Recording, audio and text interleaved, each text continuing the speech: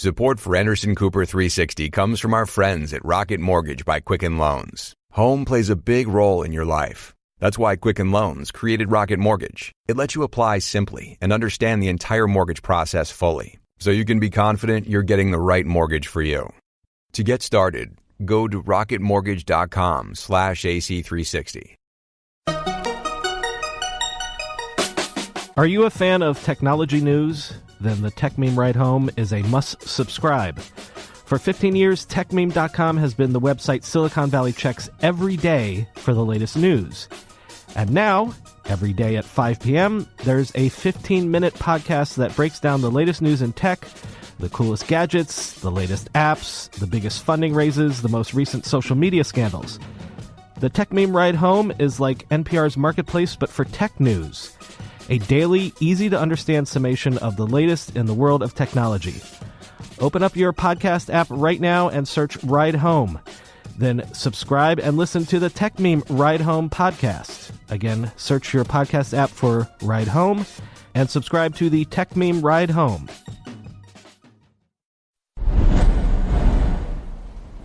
It is just before 8 a.m. here in Singapore. Any minute now, President Trump will leave his hotel here on the mainland and travel south by motorcade to another hotel, the Capella on Sentosa Island, where he'll become the first sitting American president to sit down with a North Korean dictator, first with only Kim and each side's interpreters in the room.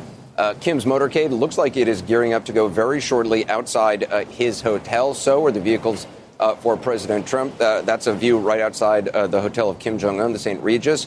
President Trump is expected to leave a short time after Kim Jong-un. This will be at least to start a one-on-one meeting with a nuclear-armed dictator who runs perhaps the most repressive regime on the planet. The summit's goal right now unclear. The president last week described it as a getting-to-know-you meeting plus, but lately his advisors have been aiming higher, using the phrase denuclearization. Just a short time ago, the president tweeted a number of tweets early in the morning, quoting now, "The fact that I am having a meeting is a major loss for the U.S., say the haters and losers. We have our hostages, testing, research, and all missile launches have stopped. And these pundits who have called me wrong from the beginning have nothing else they can say. We will be fine."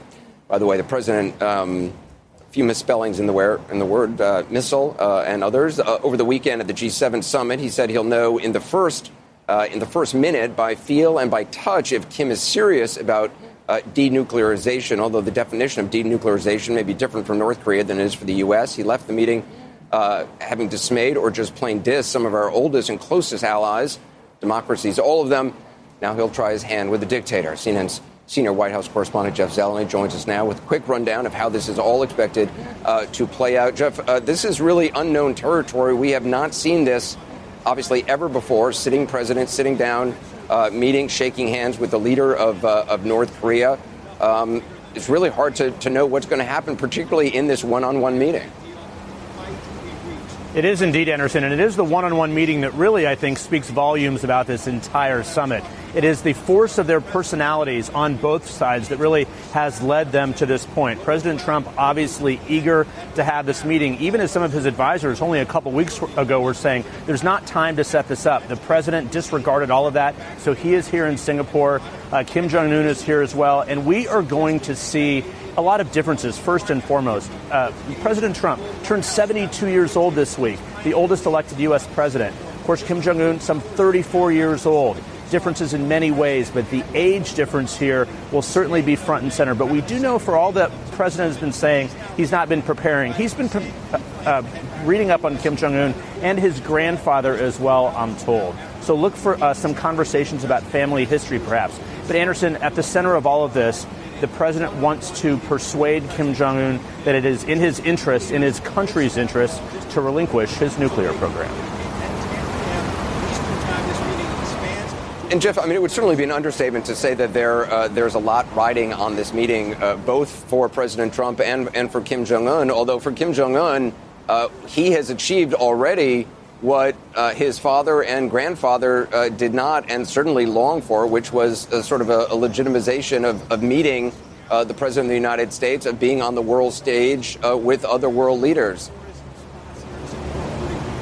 He has indeed, Anderson. I mean, he has won in many respects. I was out on the streets of Singapore last evening, as Kim Jong-un was, essentially going around and seeing the sights. He rarely, if ever, leaves his regime. He rarely leaves North Korea. There he was getting somewhat of a positive welcome here. So he has won in many respects because he is now on the world stage. Everyone is watching this meeting. President Trump, though, is trying to ease concern of allies. I'm told that he has had conversations with Prime Minister Shinzo Abe of Japan. He's had conversations with the leader of South Korea as well, President Moon Jae-in. So this is something that the President Trump is trying to reassure others that everything will go fine in this meeting. But Anderson, for 45 minutes, a one-on-one conversation with translators only certainly is going to set the table for how the rest of this day is going to unfold. Then their advisors are coming in. I'm told they'll meet for about an hour and a half or so, and then they're scheduled to have a working lunch. But those early critical minutes and the photo opportunity we see, I think, will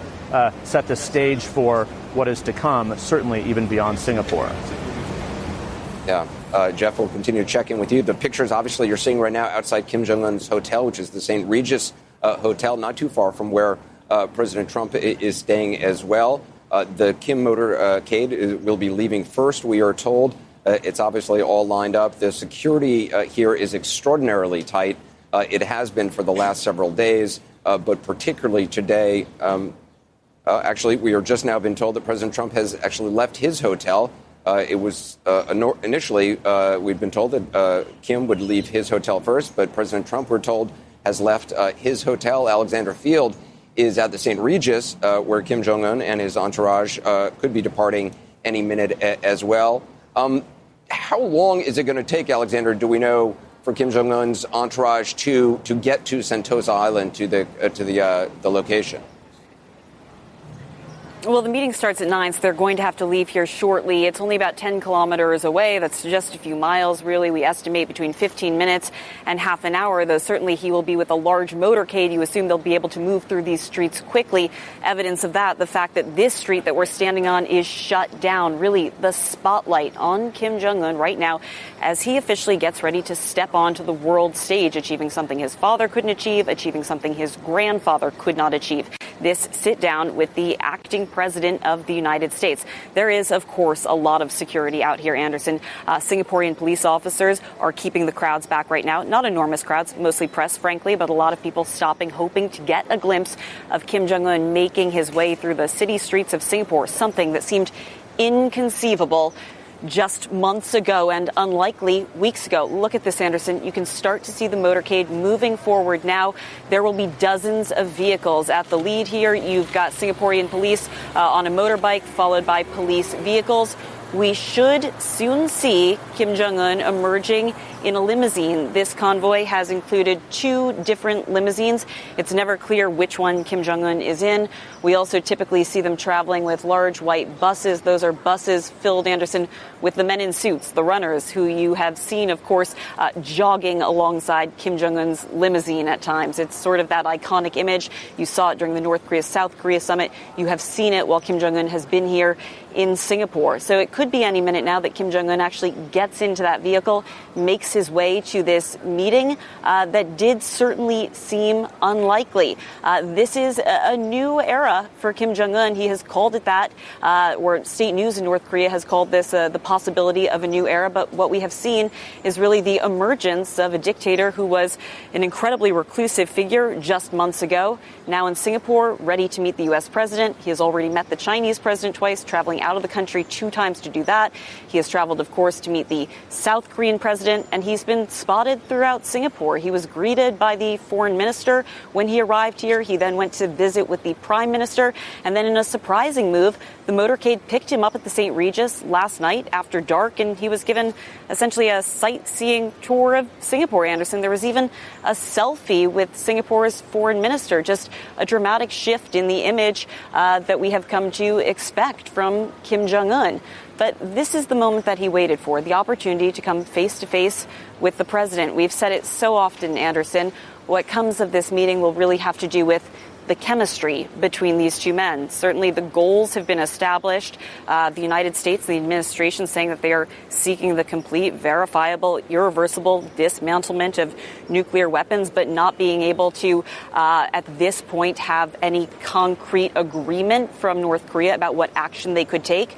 North Korea has agreed that the premise of this meeting is about denuclearization. They said as much in a state news report that was released just a day ago, saying this is about U.S. and North Korean relations, that it's about the issue of denuclearization, that it is also about a mechanism for security on the peninsula. So we're just minutes away now, it seems, Anderson, from seeing how this all plays out. And, of course, we know President Trump believes that he'll know how it's going to play out within just the first minute.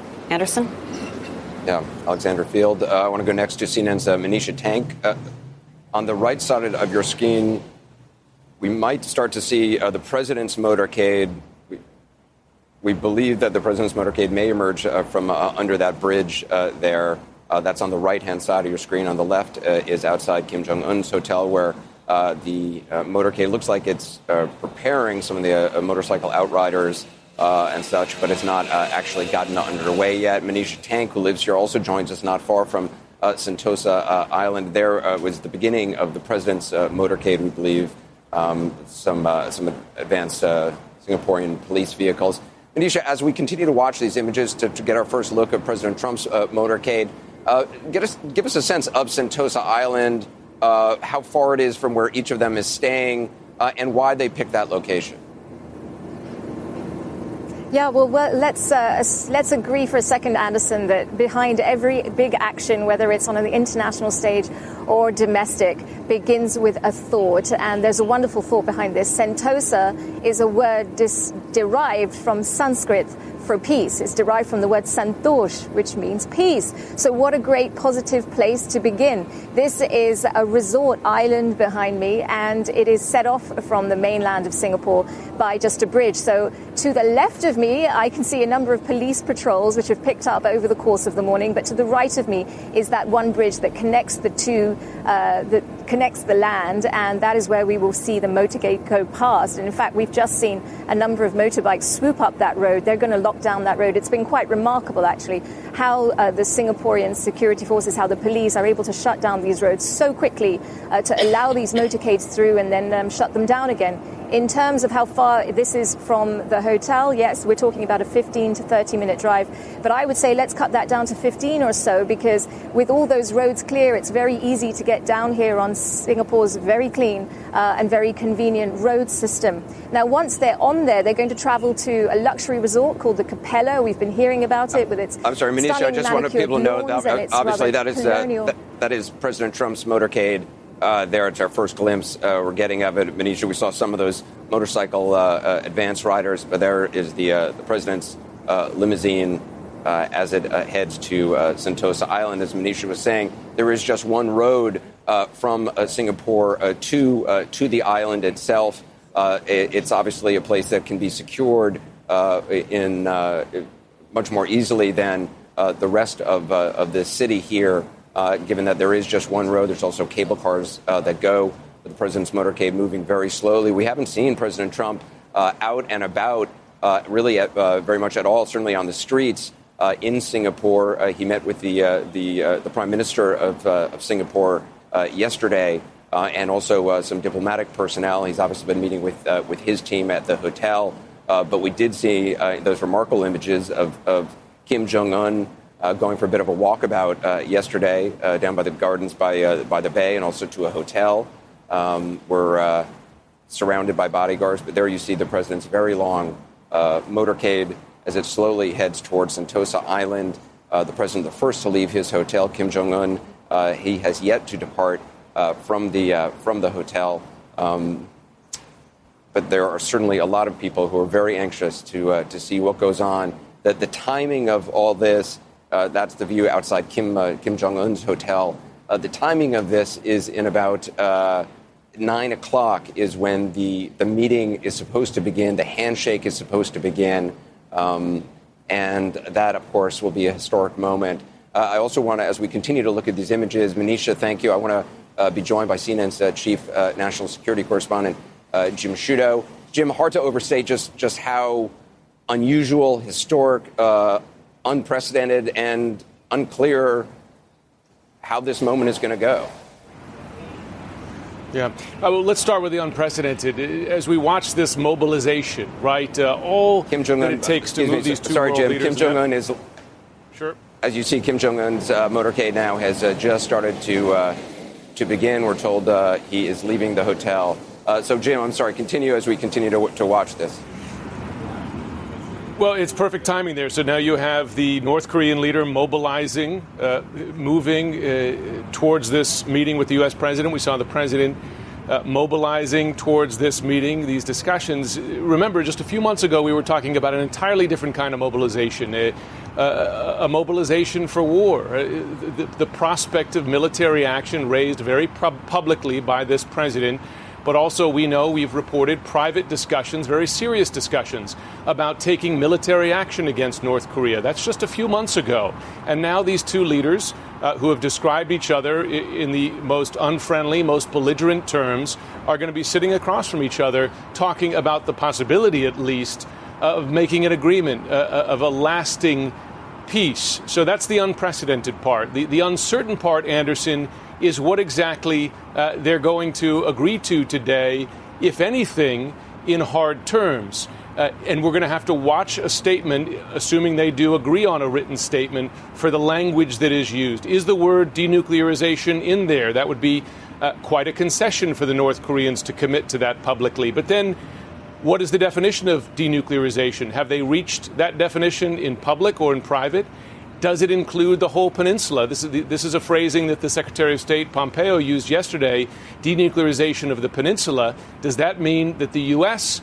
makes a commitment to lift, in effect, the nuclear umbrella from South Korea, which is essential and quite important to its own security? Does it make that concession? Jim, I just want to tell our viewers, this is actually the same motorcade from two different angles. This is Kim Jong-un's motorcade leaving the hotel. It's two different camera locations. So it can be a bit confusing to see, but there you see on the left-hand side, you really see the start of the motorcade. From the right-hand side, you see a different angle farther back. Christian Amanpour is joining us as well, watching all of this. I mean, this is an extraordinary moment, whatever comes of it, and that's one of the things that makes it so extraordinary is we really have no idea what is going to go on in that meeting between these two world leaders. Well, we don't. And we've heard sort of parameters of both sides talking about what they want to achieve and what would be in both sides' interest. But you're right. Once the two leaders get into that room together with just their translators, it's going to be pretty much up to them. I have to say I'm absolutely captivated by the choreography of it all. And as you describe the different motorcades and which one went first, I have read somewhere that protocol is incredibly important, and who is in the room first is quite significant, because apparently the who's in the room first goes to the senior head of state, the senior member of the meeting, and potentially if it's Donald Trump, he'll be in the actual meeting room first, and then the leader of North Korea will come in, and you can see at least in their departures, President Trump has left first, and maybe they're ready to meet and welcome Kim Jong-un when he gets there. But I think that's really interesting.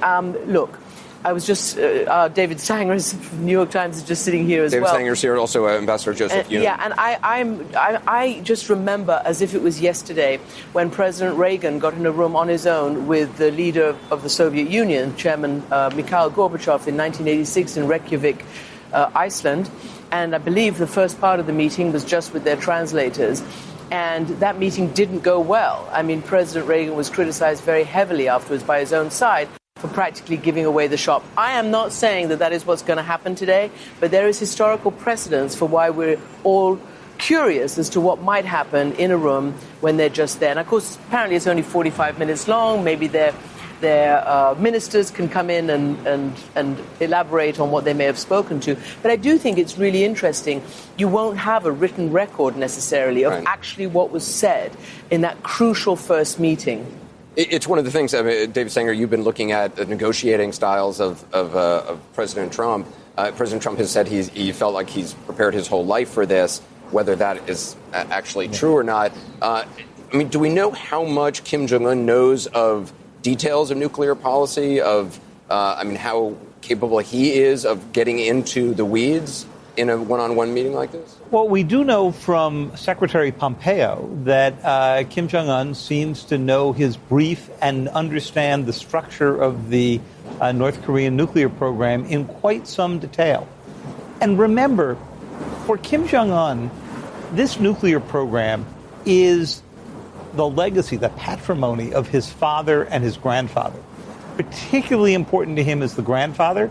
He cuts his hair and wears his suits to look like the grandfather. He has really gone out of his way to sort of remind his people of Kim Il-sung, the founder of It was even Korea. said that he may have intentionally gained weight in order to resemble his grandfather more. Now, how could that play in today? In 1992, his grandfather was still alive. It was the last 2 years of his life. North Korea and South Korea signed a denuclearization agreement and an agreement to basically move toward much more normal relations. I'm old enough that I actually covered that as a young reporter in Asia.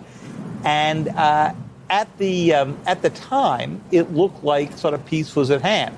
At the time, North Korea didn't actually have any nuclear weapons. Today, they have 20 to 60 and a vastly larger nuclear setup than they did. So one possibility is that President Trump goes back and sort of reminds Kim Jong-un of what his grandfather agreed to and goes back to wording very similar to the 1992 Accord, which would be easier for him to handle because it was his grandfather's. We're told President Trump has arrived at the meeting location on Sentosa Island. The views you're seeing are two views, which we believe will get a view of Kim Jong-un's motorcade as it heads towards Sentosa Island. So as you continue to watch it, that's why we're seeing this empty road. It's obviously been cleared by police, by authorities. As we said, security is extraordinarily tight. Ambassador Yoon, I mean, your expectation is what for this initial meeting? There had been talk 12 hours ago that this meeting could go on for 2 hours, which seemed an extraordinarily long amount of time. Christian's talking about perhaps 45 minutes. It's hard to know how each is going to play this. Yeah. Anderson, I mean, it is a momentous day. And quite honestly, having worked on Korean issues for many, many decades, I didn't think I would see this really day. So it is moving to be here with you all, watching it unfold right in front of us. What do I expect? I mean, I do think personal chemistry is important, and that's really been the strength of President Trump. Why is that so important with Kim Jong-un? You know, whenever I've talked to the North Koreans, they say nothing can be resolved on our level. You and I, we can meet 200 times and nothing can be resolved. These issues can only be resolved at leaders level.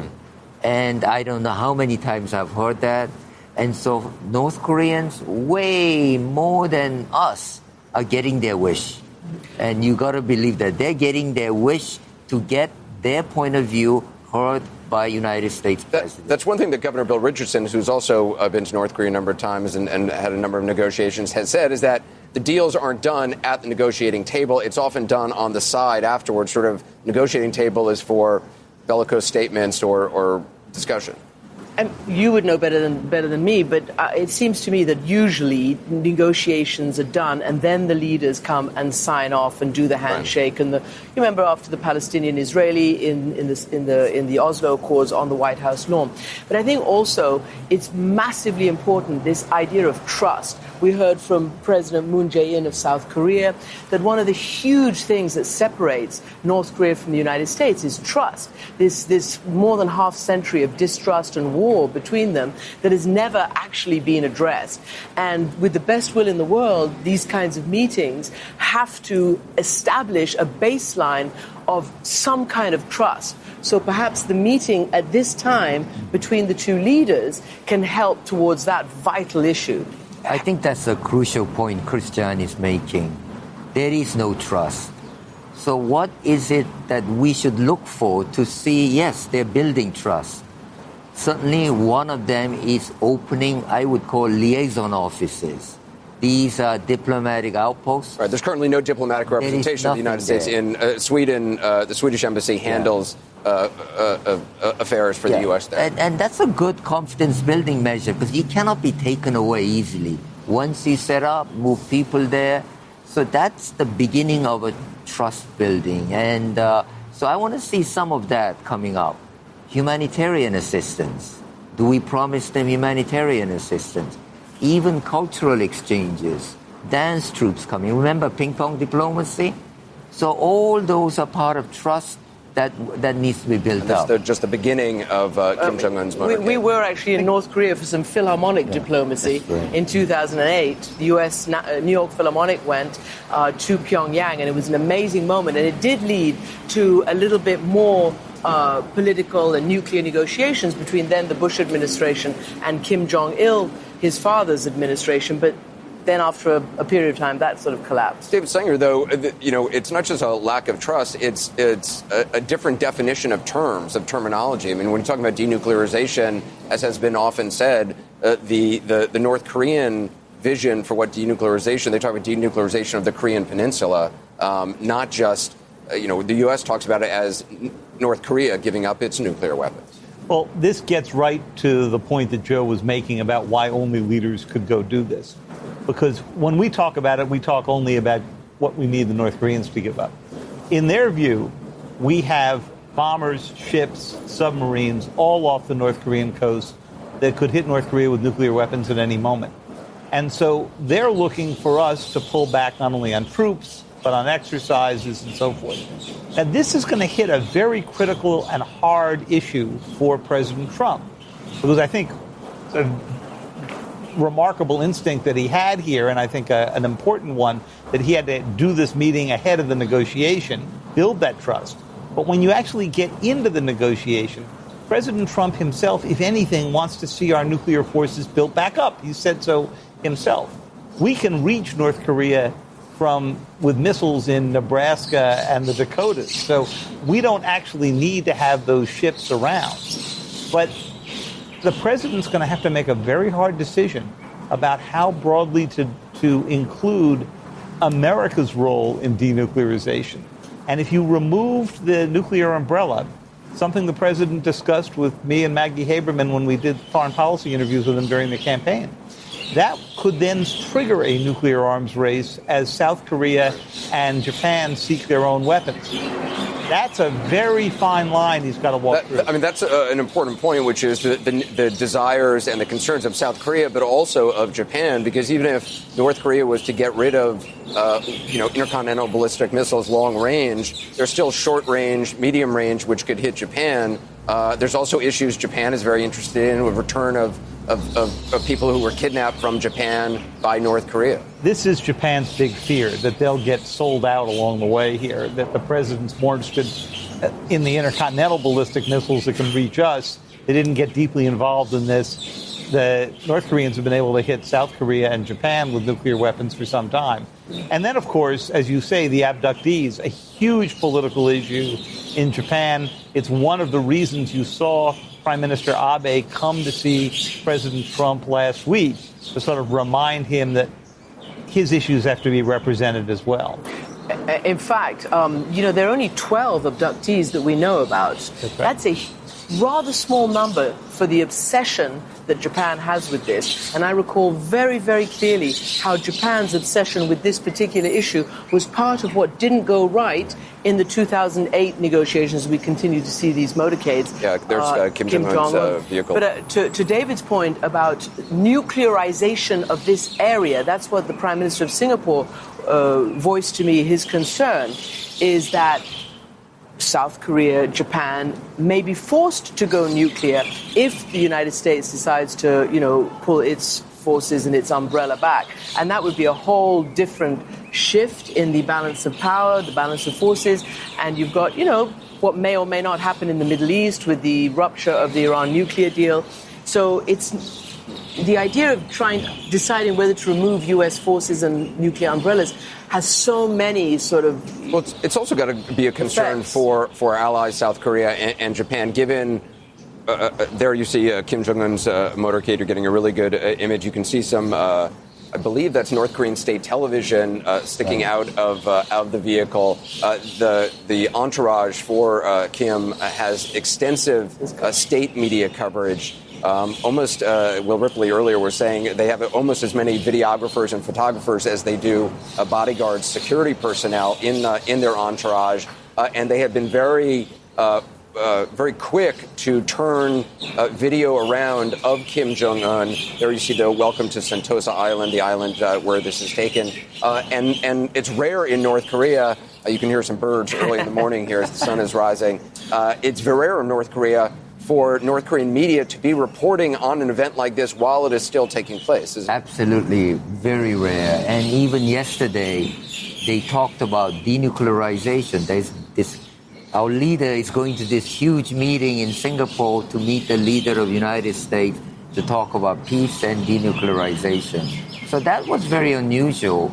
I think that, going back to what Christian said earlier, when we look at the interests of the neighbors, Japanese interests, as Christian said, Chinese interests, South Korean interests, don't forget Russian interests, The real problem throughout decades they have not been all the same, They have all wanted denuclearization, but priority very different.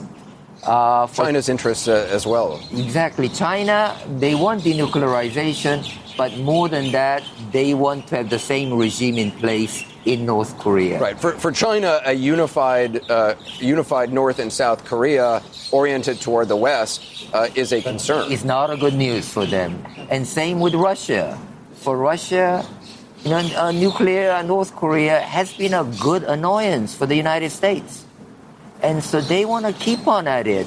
Sure, they want non-proliferation, but they rather have U.S. preoccupied, than absolutely. You also get a sense just of the power of China in all this. Just the plane that Kim Jong-un took down here, he flew on a Chinese plane, a plane provided by China, not a North Korean aircraft.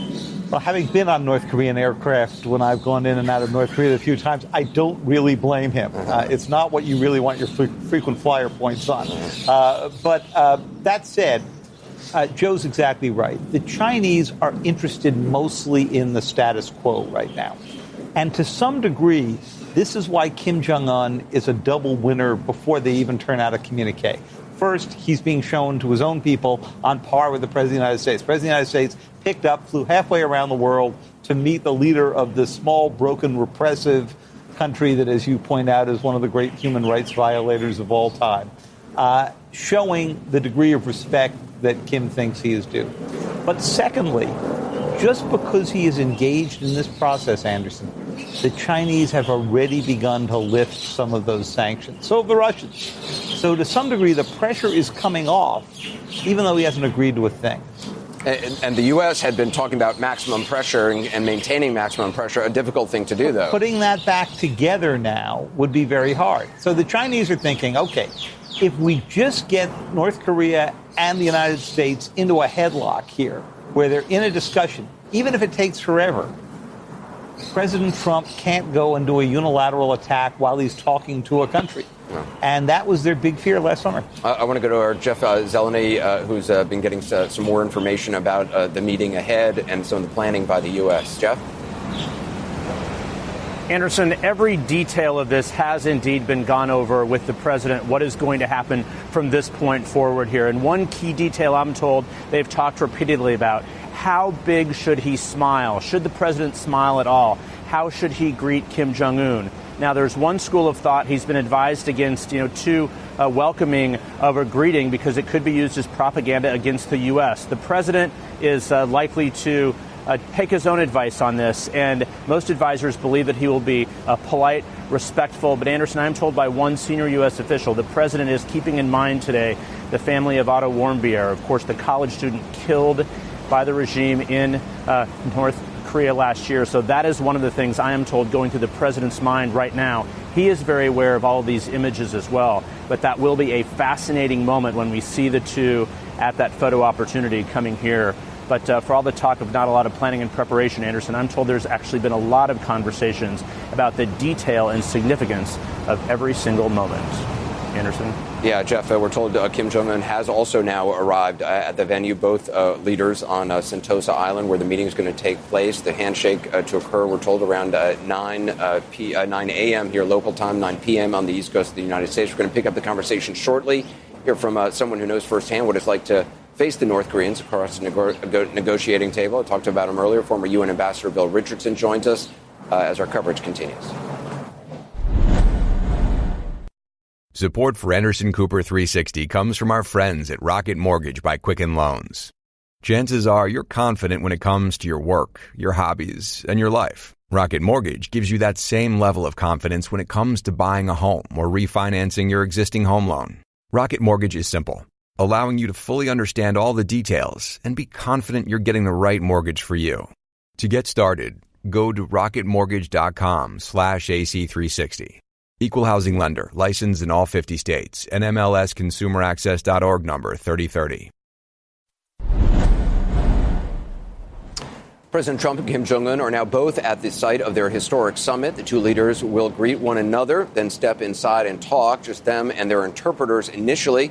My next guest has more experience than most conducting high-stakes, high-pressure talks with North Korea. Governor Bill Richardson is a former UN ambassador, as well as former Secretary of Energy, the department which not many people know oversees America's nuclear arsenal. So he's especially welcome on this occasion. Governor Richardson, first of all, I understand that you spoke to Secretary Pompeo a little bit ahead of this summit.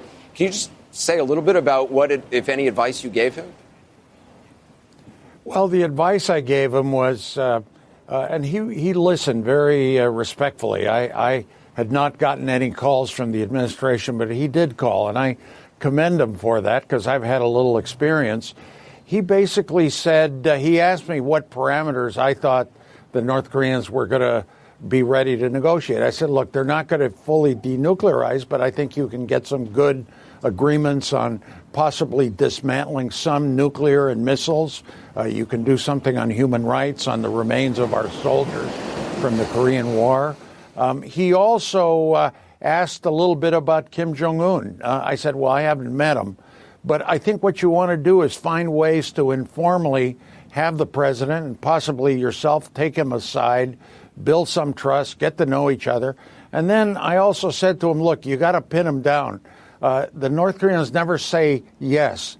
They never say no either. They keep you strung along, and it's clear that you have to have timelines. My last point was, look, what is most important to avoid some of the problems of negotiations in the past, you have to have verification standards.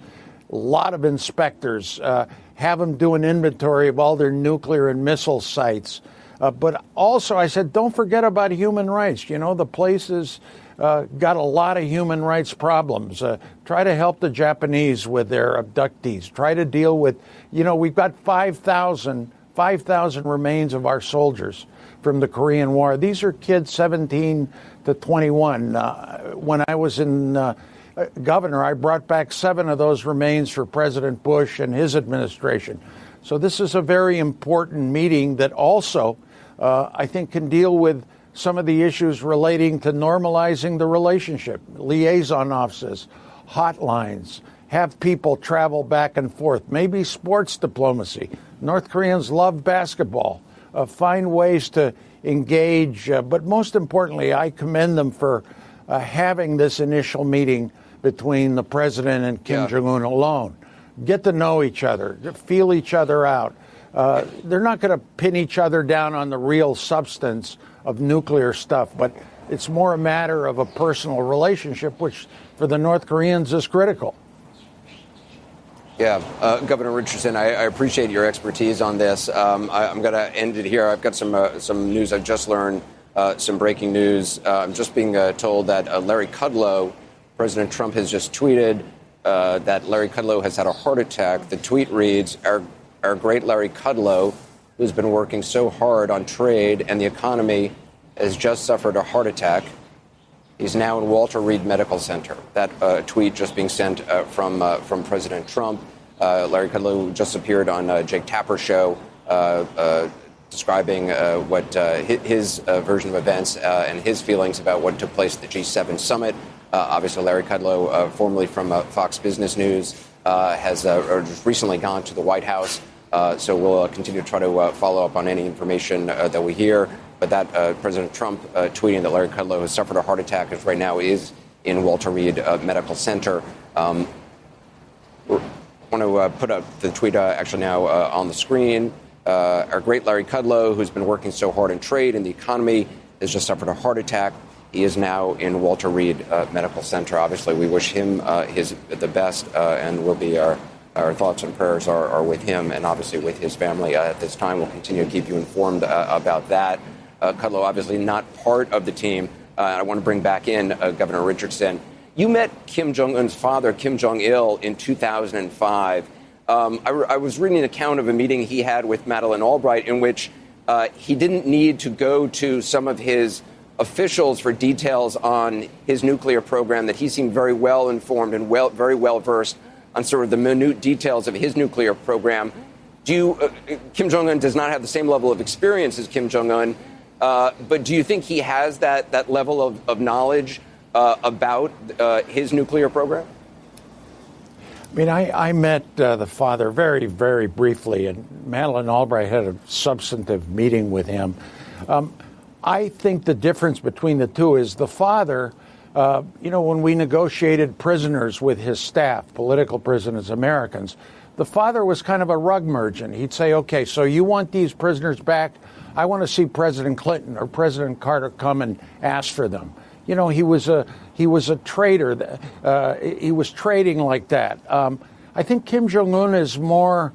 I think he has an end game. I think he's looking at things more broadly. He wasn't settling for foreign assistance, handouts.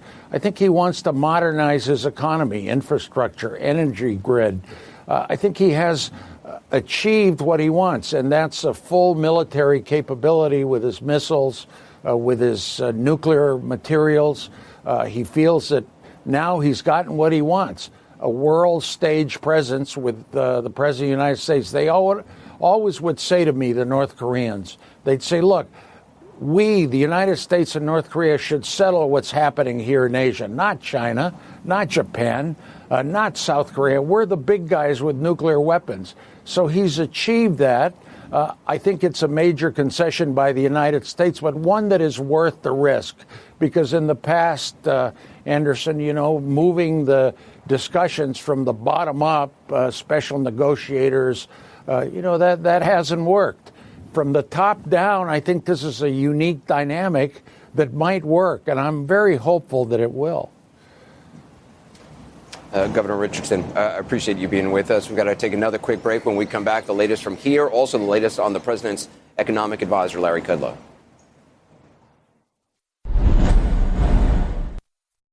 Been putting off buying new glasses? Zenni Optical offers a huge variety of high-quality, stylish frames and state-of-the-art optics, starting at just $6.95. We've got all the great frame styles you want in materials like titanium, carbon fiber, and high-luster acetate. Plus, Zenni offers prescription glasses and sunglasses. So at this great price, you can build your eyewear wardrobe. You can get 10% off your entire order with code 360.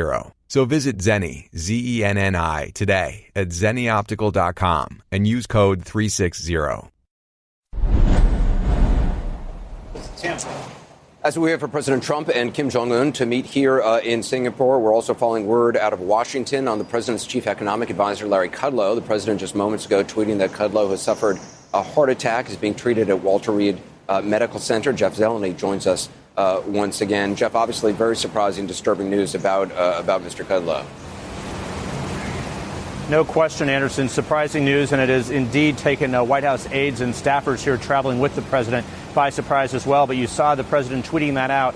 I'm told that this is an example of it's almost certainly not the president tweeting this himself, but one of his advisors who's with him tweeting this under his handle, if you will. But Mr. Kudlow is the president's chief economic advisor, has been on board at the White House since early April, and really has been at the president's side and the forefront of his economic policy and trade and tariff policy. We last saw him on State of the Union here on CNN on Sunday.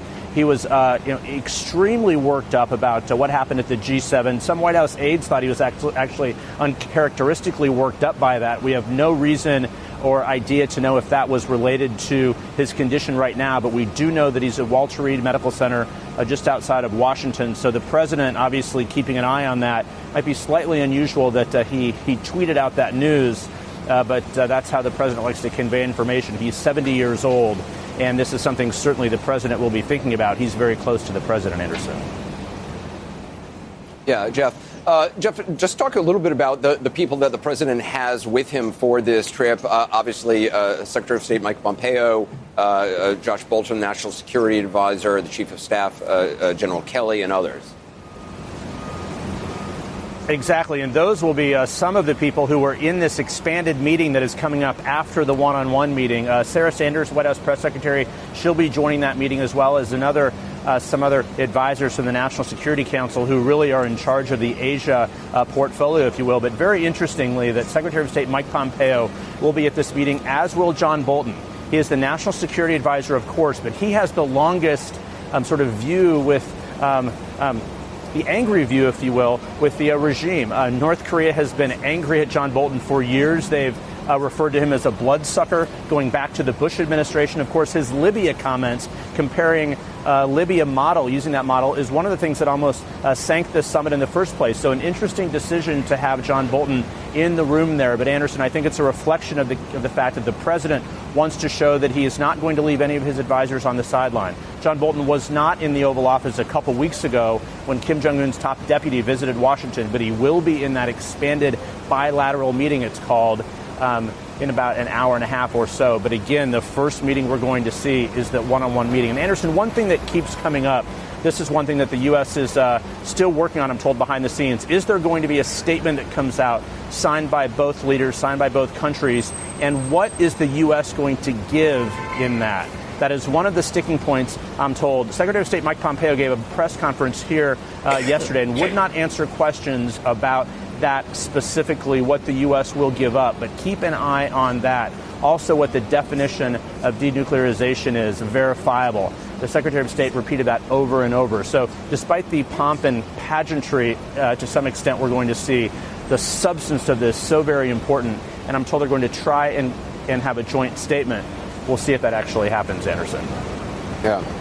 Just minutes away from the meeting of these two world leaders. Back now with Christian Amanpour, Ambassador Joseph Yoon, also joining us, as CNN's Will Ripley. Will, given all the time you spend in North Korea, are you surprised at the extent the extent of the information that the North Koreans are broadcasting in real time about what's going on? This is unprecedented, at least in the times that I've been visiting the country since 2014. Normally, any major event, it's at least 24 hours behind that North Korea reports it. And here we have KCNA providing up-to-the-minute dispatches to the North Korean people from the arrival to the sightseeing tour of the Marina Bay Sands and other Singapore locations. It's extraordinary. They have a huge press presence here, as you mentioned earlier, North Korean photographers, videographers. And it goes to show, I think the fact that they're talking about the summit inside North Korea, even before it has happened, there's some degree of confidence on the part of the North Koreans that this is going to go well. In fact, a conversation I had recently over the weekend with a North Korean official essentially told me that it will go well. It's having not going well is not an option from the North Korean perspective. In fact, it already has gone well in a sense when you think about the fact that Kim Jong-un is going to get what the two predecessors, the two previous leaders wanted, a face-to-face photo op and sit-down with President Trump. No matter what happens, he wins. Ambassador Yoon, we were talking about this before, but the security concerns of North Korea, obviously past U.S. administrations have tried to give security guarantees to North Korea. Secretary Mike Pompeo was talking about going further than has been done in the past. Unclear, though, exactly what that means. I think in the past, you're right. What we've tried to do is what we'll call give them negative security assurance. We will not attack you first, and our allies will not attack you first. But I think this time, the one he may be talking about is what we call end of war declaration. War is over. That means we don't have a military option. That would be something new and a little bit different from the previous one, which is more blanket. This one is more specific. But end of war declaration has a lot of implications, technical implications, because United States has 29,000 troops in South Korea in case a war happens. What happens to them? We have a joint command with South Koreans. In case war, U.S. general has the command. What happens to that command structure? And then, of course, there are UN command. Remember, there were like 16 UN countries involved in the war that is not yet finished. What happens to them? So our preference in Washington has always been let's discuss this step by step. Let's not just come out with a declaration saying it's done. It needs to be thought out with lawyers, with UN, with allies, and with other belligerents, South Korea, China. The other question is just the economic incentives. How important is that to the Kim regime? Well, I mean, we've heard Kim say to his own people that I am now under the barrier of being protected by our weapons development program. I now want to turn to economic development of this country. And in fact, if I'm not mistaken, he sort of apologized to the people during one of his latest messages for not having got there yet. But now that this is part of it. But of course, what does economic development mean? Does it mean completely open up the country, open yourself up to some kind of, I don't know, I dread to say it, some Arab Springy kind of thing? You know, and I think that's all that would obviously be a huge concern for. Huge concern. So I think that, you know, they want everything to happen. But look, here's him getting out of the car. Yes, indeed. Arriving. And I will say, just to Will's point, you remember when he went to China? I mean, you only pretty much knew he was there because after the trip ended. Yeah, after the trip ended, people had seen the trains. People were guessing. So there he is with, I believe, Kim Yong-chol, who went to the White House to meet President Trump, and with a number Kim of Yo-jong, I believe, also will be joining him, his younger sister. And there was also their main negotiator, Chesani, vice minister, who was the one who wrote the last letter calling Vice President Pence, I think the technical phrase was political dummy, you know? Yeah. And she was not expecting that message to result in President Trump canceling the summit. That was another thing I learned when I was chatting with her. She, by the way, is a perfect English speaker. Right, she was. She was a translator for the press. When we were there, indeed, Also, I mean, Kim Jong-un, though we're going to take a look at his arrival again, though he has not been in office very long, he does have a very deep bench of negotiators who have been around the table for quite some time.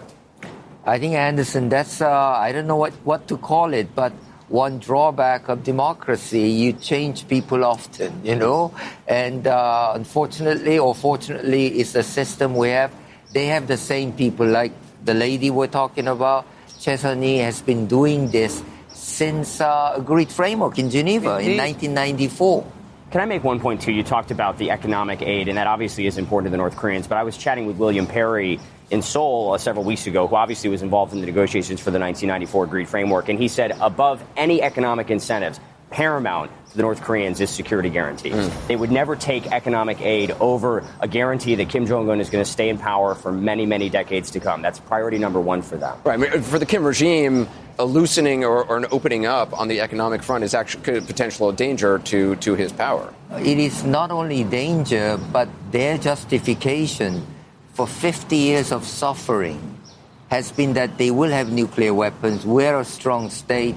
To give that up for material goods, I think so he has to forge a very narrow, tricky path between seemingly making U.S. and the international community happier by giving some, but while making sure he retains domestic support and justification for the suffering of the last 50 years. I mean, the whole idea of self-reliance is essential. I mean, is preached in North Korea constantly. It has been, but I've been stunned. Again, this other picture of him getting out. By the way, no smiles there. I mean, it's not looking like he's waving or smiling or anything. It all looks quite sort of sober. By the way, we're told we're about 3 minutes away from Donald Trump coming. He's in there already. Yeah, from the actual handshake. They'll obviously... that's the photo op. They'll be shaking hands. Then they'll go into a private meeting with their translators. On the economic front, he has opened up slightly. There are all these sort of little nascent market economies. So the elite gets more and more well off. And it does translate and filter out into some of the, outer echelons beyond the capital.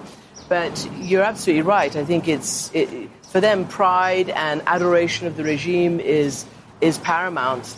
You know, a lot of people think about the leap day or forget about the leap day deal of 2012. It was a nuclear deal negotiated with the Obama administration that was scuttled in a matter of weeks by North Korea's satellite launch. I don't think Kim Jong-un had the internal power, a group around him domestically, to have made peace with the United States at that point. But since then, you've seen this reshuffling, the purging of officials who didn't align with his ideology. But now he has a team in place that has given him the authority to essentially snap his fingers and from one day race towards nuclear weapons to now this race towards economic development. It's something he did. I mean, he moved relatively quickly to purge sort of elements from his military who he felt might be a threat to him or who he had reservations about. Yeah, I mean, we don't know the exact numbers, but it's been reported maybe more than 140 people were executed. North Koreans have told me that corrupt officials are dealt with accordingly. So there are no apologies about getting rid of people in the highest level of government if they're accused of corruption. But, of course, the key issue inside North Korea is loyalty. And especially right now, things are so sensitive about Kim Jong-un's image. It's all about loyalty. And anybody who's not believed to be 100% loyal, they're out. What did you make, Will, of the walkabout yesterday at that hotel, which is allegedly one of the places where his half-brother quite liked to eat? And remember, the half-brother used to stay here quite often in Singapore and then was killed by VX in Malaysia. It's a playbook out of what he does inside North Korea, a field inspection. I mean, he's built up his image domestically, going around, seeing the sights, smiling, shaking hands. He does that inside North Korea. Now he's doing it outside, and you're seeing public opinion polls showing that people are growing to like him. Even in South Korea. Even in South Korea. Well, that's the extraordinary thing. After that meeting with the South Korean leader, the polls, I mean, it went from like 10% of trust to more than 60%. It's extraordinary. I mean, that's extraordinary. Yeah. It shows you how desperate people are for peace, though. Yeah, certainly. Yeah, they want a reason to believe that they can engage with the North. And there's certainly a lot of eyes on this stage right here, where just minutes from now, President Trump, Kim Jong-un will come out, shake hands, and then retreat to a private room where they'll meet with translators and talk. Will Ripley, Christian Amanpour, Ambassador Joseph Yun, thank you very much. I'm sticking around, but I want to hand it over to Chris Cuomo right now. Cuomo Prime Time. Chris? Hey, before you go, we wanted to let you know that we just launched the ability for anyone to advertise on CNN Podcasts. You're just a few clicks away from reaching millions of people in a way that you never have before. Advertise for a business, event, or kick off an awareness campaign for your brand. Start today at purewinning.com/CNN. Integrating podcasts into your marketing mix has never been easier. Go to purewinning.com/CNN to get started.